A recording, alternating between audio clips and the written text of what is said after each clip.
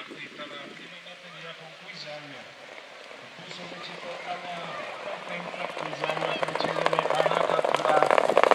Anna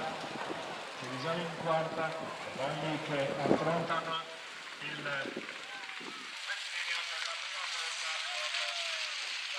Carassa di Quisario a condurre su un Denigo che risale in seconda posizione in terza che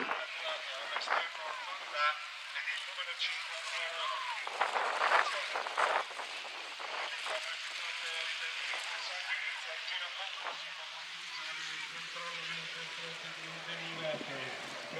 in questa fase lungo la retta opposta perde contatto del primo un Denigo che rimane avvicinato alla retta tua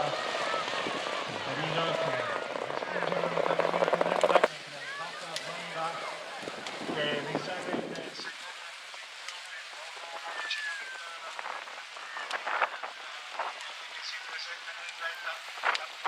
Quisario che conduce Quisario Fonda Aracatura mentre per il quarto posto emerge il numero 5 Oran che precede Conterigo che quindi Conterigo prenderà parte alla finale.